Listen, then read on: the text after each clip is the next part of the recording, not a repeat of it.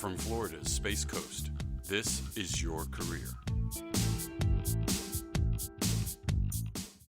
Welcome to Your Career. I'm Debbie Featherston, your host, and with me today is Dale Bellis. He's the Executive Director of Liberty Health Share. Dale, I'm so glad that you took time out of your hectic schedule and flew in to meet with us. The work that you do and the market segment that you're in is what I believe to be probably one of the best kept secrets in the country. Well, I believe so too, and I join you in that opinion, that's for sure, and thank you for the opportunity to be with you, Debbie. Well, it's a great pleasure. Let's kick this off and try to help people understand the market segment that you're really in. Sure. What is health sharing?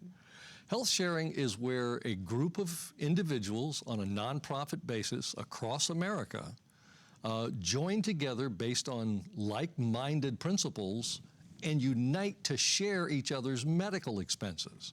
And we do that without the aid of an insurance company or the government. It's just a regular, systematic way to meet healthcare expenses among and between a like-minded group of people. Okay, so when and where did this healthcare sharing concept begin? It really began out of Christian tradition. Okay. Christians have been sharing and meeting each other's expenses for generations in a variety of ways, utilizing a mutual aid model. And small church congregations have been literally doing it for centuries, if not generations. In 1982, the very first cross-denominational group was begun, called the Christian Brotherhood Newsletter. It happened as a result of what transpired in the life of a minister in northeastern Ohio who had a home for alcoholics and drug addicts. He was on his way to a speaking engagement and ironically was struck broadside by a drunk driver. His wife was killed, his youngest daughter was killed, his other 3 children severely injured, and in the hospital he had no way to pay for that. And people who knew of his ministry to drug addicts and alcoholics rallied to his aid, and within 45 days, $50,000 of medical bills was paid in full. And he said, that's the way people ought to help each other. And so he started a small publication in 1982 to just simply help coordinate people who had medical expenses who on a voluntary basis wished to contribute and assist that person. And it grew and transformed really into a movement across America. That is really quite a story. I had no idea of the history of the market segment here. Who are some of the other early leaders? Well, I joined that movement in 1990, and I was a part of the Brotherhood Newsletter until 2001. Bruce Hawthorne was the minister who began, and here in southern Florida, in fact, there's a large healthcare sharing ministry organization called Christian Medishare. That is a part of that whole movement. So there are about 4 or 5 different groups that really express this currently across America, and it incorporates about 250 to 300,000 families in America that are sharing medical bills together. You know, it's an interesting concept and one that you would think, you know, people would have thought about at some point. It's a logical, almost we would say a no-brainer, right? Yes. But what are the steps that were necessary to really ensure the viability of the industry? Really, that's a twofold answer. One financially, the other legally, interestingly. Okay. Financially, it really takes about 500 to 1,000 families who are participating and committed to sharing those expenses to make it viable. When Bruce Hawthorne started in 1982, he literally had 14 families who committed to participating. That grew over the course of the years until after about 3 years, he had 500 families. That really allows the core financial viability of this concept to thrive. And it's grown, obviously, to tens and tens of thousands of families doing it now. So financially, that's kind of how the viability grew and really began to take on larger and larger costs associated with people's healthcare expense. But the second really is regulatory or legal compliance. In the early 90s, having never heard of such a thing in terms of people just voluntarily helping each other with medical expenses, but putting that in a structured arrangement to facilitate that across state lines around the country, various departments of insurance began to ask questions and said, is this doing insurance? Is doing it without a license? And so there was some back and forth and discussion with regulators who felt that the best way to define this segment in the marketplace was to create special legislation that would exempt healthcare sharing from insurance regulation. And so I was a part of that first team to help place those legislative and create those legislative energies in various states. Our first state was Kentucky, then Maryland, Pennsylvania. We went on across the country. At present, there are about 30 states that have specific legislation that defines whenever people on a voluntary cooperative basis with no attempt to promise to pay or transfer risk, so they're not doing the business of insurance, it's exempt from insurance regulation. So there are safe harbor legislation statutes in 30 states right now. Wow. And that allows them, this healthcare sharing to really work free of government regulation and regulations interference, absolutely. Over the, okay. Yes. So, well, how does the medical cost sharing really work? Liberty Health Share does it this way, and there's different methodologies, but essentially it's the same concept. Liberty Health Share asks each member family to set aside a specific share amount in their online secure account. We call it a share box. Okay. We use an online technology to match people up. And so a single would set $199 aside, a couple $299, a family $449. We don't count more than 3 for a family, mom, dad, and all kids. And that share amount is then matched every month to another member who has medical expenses. And our technology sorts that out. So we assign then a sufficient number of singles, couples, families to send their share amount directly to that other member with expenses. It lands in their online account. We pay the providers and hospitals directly out of their online share box. We do that month after month, and we're literally meeting millions of dollars of medical bills every year. Well, I'm sitting here kind of wondering, well, what's the real catch? It sounds great. The cost on a monthly basis for them to really share is low compared to traditional. You know where I'm coming from. I'm comparing it to health insurance. Which is what the world I'm familiar with. Right. So what's the real catch, Dale? The catch is it's not for everybody for this reason.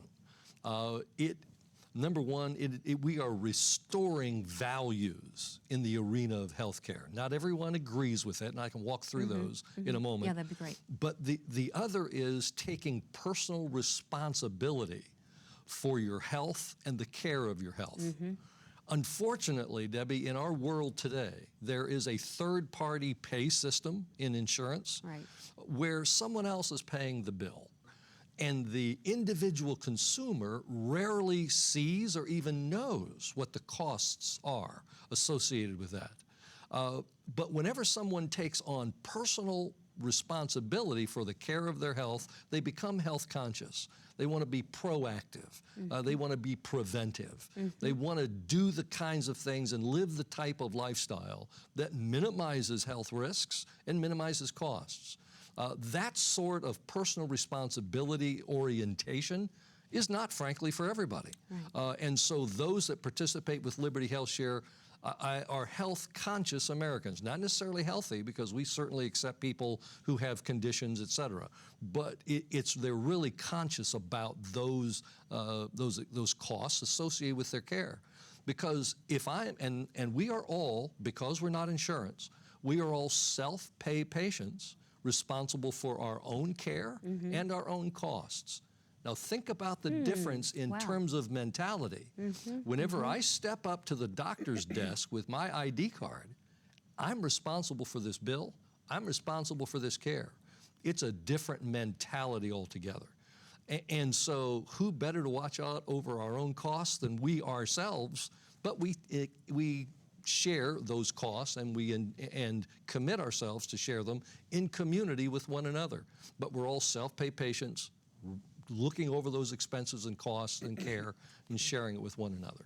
Interesting. Tell me about the values. Are there other values, other things that go along with that? We really start from the premise that our rights, our freedoms, come from God. They're not given to us by man.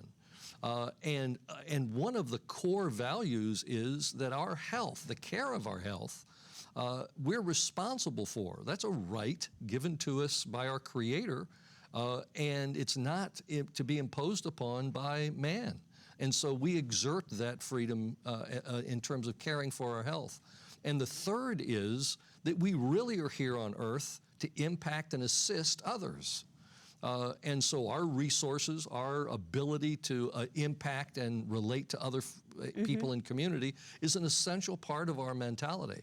So we have the moral and spiritual obligation to assist others who have a need. So you match together that orientation with directing and managing our own health care. It just naturally breeds a community truly committed on the basis of a moral pledge to stand with each other to meet each other's costs. That's really what drives their participation every month. That's interesting. So what are some of the benefits of health sharing? Yeah, I think you alluded to a few, but can you hit a couple? Yeah, it's cost, number one, in that we maintain and minimize our costs because we're in charge of our care and it's our money at stake. That's a big driver. Yeah. The second is choice. That is, we have the opportunity to go to any doctor, any hospital we please, choose. And so it gives us freedom of access in healthcare. Those are two big drivers and benefits to healthcare sharing that really mobilize people. And the third, frankly, is a caring community. Our money goes to each other. So we're investing in the life of another member every month. We have a truly transparent system. We see exactly where our money's going every month.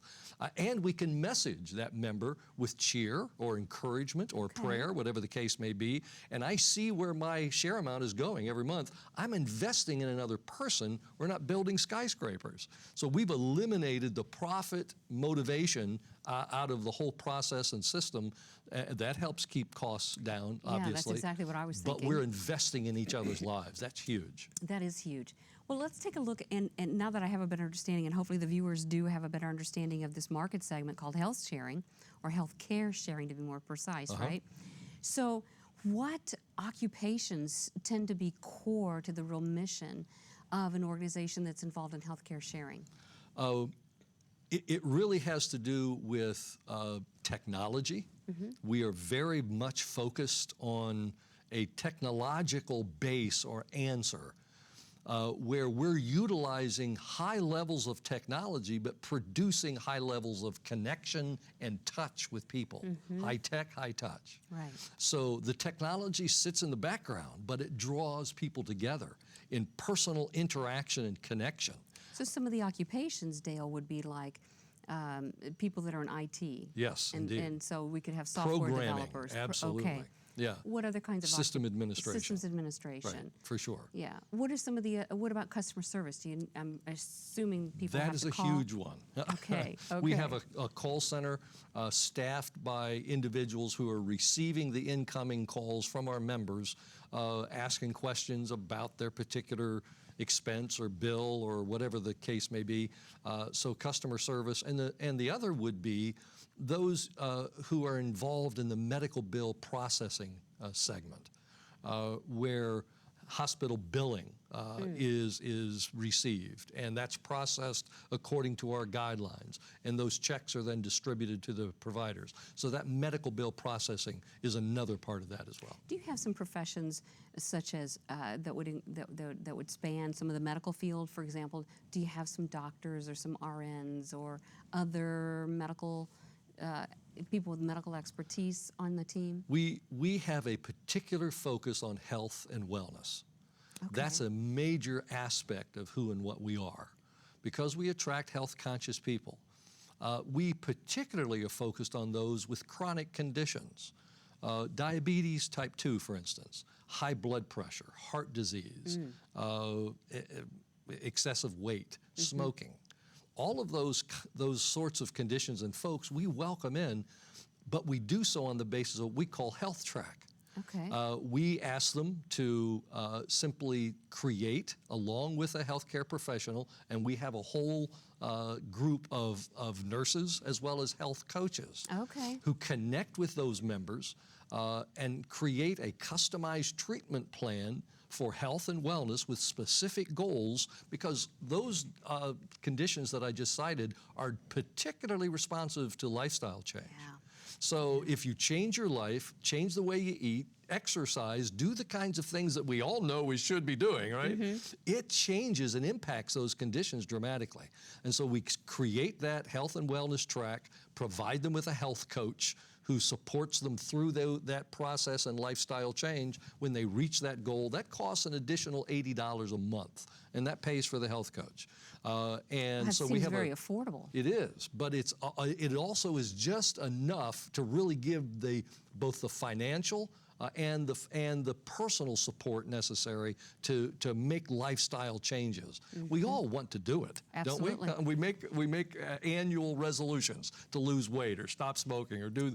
This just simply gives people the kind of support system, and our nursing staff as well as our health coaches, particularly registered dietitians. That's a very significant sector that we utilize as health coaches, because diet plays such an important role in a person's health. So that really is a segment that we focus on significantly. Well, that's pretty interesting. So the core occupations go from IT to customer service, billing, I call that just medical billing, to health coach and some other people with medical expertise. So that's a pretty broad group of occupations. So someone that might be watching that has no awareness or had no awareness until now of this market segment, so they want to break into health sharing. Right? They want to be an employee with a firm like this.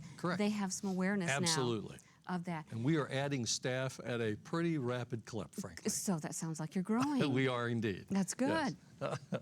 What about the selection of employees? To me, it seems that you're going to be looking for, since the occupations are pretty broad, that it makes more sense that you're really intentional in looking for specific things in an employee that will ensure that they're aligned with the mission and the value of the organization, that they're in sync.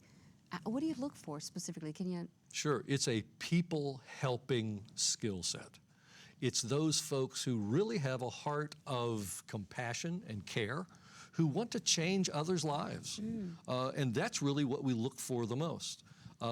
Not so much the specific skill set related to the job, but is this person attuned to the needs of others and want to be a part in helping bring about resolution to them? We're about really meeting both felt needs and financial needs. And by that I mean, when we're sharing in someone's medical expense, we're sending messages of cheer and encouragement and hope for that person, sometimes in the biggest crises of their lives, Debbie. We're standing around them not only paying their medical bills, but we're also giving them an emotional and spiritual hug in the middle of those times. Boy, and there's a lot of research that talks about how important that is to recovery. It is important. And so we look for people who have that kind of orientation, who come on board to support that mission of helping others. Really makes a difference in people's lives, does. Doesn't it? Wow. Had no idea this conversation would go this direction. Well, I'm curious, what new technologies and social trends do you think are going to have the greatest impact on the future of this market segment? Well, I'm excited about that question because it really touches on the societal and cultural trends that are occurring in America today as we speak. The attention toward healthcare, as well as the surging role of social media, bring together those two elements in creating health sharing as we've never seen it before. People's orientation, because we really are almost like a true social network or a social community. So social media and healthcare both focus together, really kind of bring together an alignment that generates the most amount of energy as it goes towards health sharing. years past, when the Brotherhood newsletter began, we were sending letters to each other in the mail. Okay, sure. Back in the 80s now. Back in the 80s. But with the rise of social media and the technology that comes with the click of a button on our phones, on our at home, we now have it on our TVs in the living room. Those kinds of technologies draw people together. It's a part of the high-tech, high-touch world that we live in, united with the need to meet high-cost healthcare expense, really unites at a time that I've never seen it so remarkably synergized in American society today. How do you see these trends impacting the workforce? Maybe the way they work, what they're doing, how they connect. You've spoke a little bit. Yeah, let me use one technology sector that we have utilized in that regard that really illustrates that. You may be familiar with the concept of telemedicine, where you pick up the phone, dial a number, talk to a nurse or a doctor about a particular case. We have leapfrogged over the telephonic solution to an online video solution. Oh, wow. So that at the touch of you, we're rolling it out literally this month.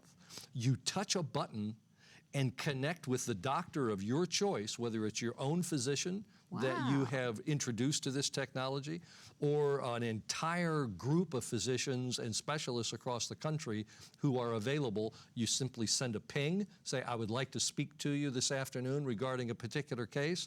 They send back and say, I'm available at 4:30. You touch a button, and you have a video connection and link with that physician or specialist.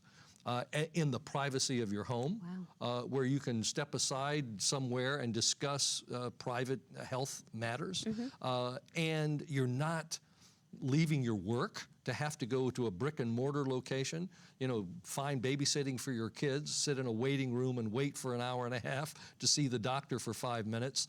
Instead, at the touch of a button and your convenience and the physicians as well, they love it because they can now schedule their discussions and consultations with individuals through their handheld device, their iPad or computer, where they can consult with individuals in a meaningful manner and have that kind of technology interface. 80%, our research shows, 80% of all diagnoses can be taken care of in that one-on-one video conversation with a patient. It doesn't replace the doctor visit. It simply enhances it. It helps intervene in emergency situations. A little earlier. Absolutely avoids a condition unraveling to a much more higher state, and gives people no longer the excuse that it's inconvenient to see your doctor, because I'm in that crowd. I don't want to stop what I'm doing in the middle of a day to go see a doc. That's number one. I never get sick. That's interesting. That's another part, though, of that now suddenly, instead of seeing the doctor because you're sick, you can now see the doctor because you're well and want to stay well. You can use that physician as your consultant and health coach and person to assist you in laying down the markers for your particular state of your life and conditions, and work proactively to remain healthy and avoid health matters. So ensures that maybe you can age well, maybe age longer. Thank you very much. That would be awesome. In fact, that's one of the flaws, frankly, that I've seen in our healthcare system. And it's something that healthcare sharing is addressing. In the world of medicine today, the biggest reason why people go see their doc is because they're sick. And the doctor sees you for 5 to 7 minutes. And the only way he gets paid is if he sees you more often because you're ill. There's something wrong with that. That is. It's a sick care system, not a health care system. Yeah. We're trying to change that around. So the focus is more preventative. Be proactive. Health focused, be proactive, and have tools in our healthcare sharing members' hands that promote their health and wellness, not just simply pay for their bills when they're sick. How has the Affordable Health Care Act affected the healthcare sharing market segment? Yeah, Yeah, for generations, as you well know, we've been told in America that there's only one way to pay for medical expense, and that's through health insurance. Ensconced within the Affordable Care Act itself is a recognition of this healthcare sharing movement. And so in a particular section of the ACA, it simply provides an exemption for those that are participating in healthcare sharing with a group of like-minded individuals meeting their healthcare costs. Thankfully, the legislators recognized that there was an entire population who were self-supporting and taking care of those costs among themselves, and they simply built into the ACA an exemption for healthcare sharing. So we're exempt from both the fines as well as the mandates of the ACA. Wow. So anyone participating with healthcare sharing is exempt from the individual mandate. So it fulfills that requirement, and they're not fined by not having insurance. In fact, there's a form the IRS has come up with, it's called Form 8965, that a healthcare sharing participant fills out, submits with their taxes to indicate that they're exempt from any personal mandate fine. This has been a fabulous conversation, and I wish I had even more time. But thank you for coming and really helping us to understand more about, learn more about this market segment in this industry of healthcare sharing. Dale, it has been my pleasure to have you here. Thank you so much. Thank you so much. On behalf of my guest and everyone here on the set of Your Career, thank you for watching, and remember, be career happy. More information about this program is available online at millermediagroup.org.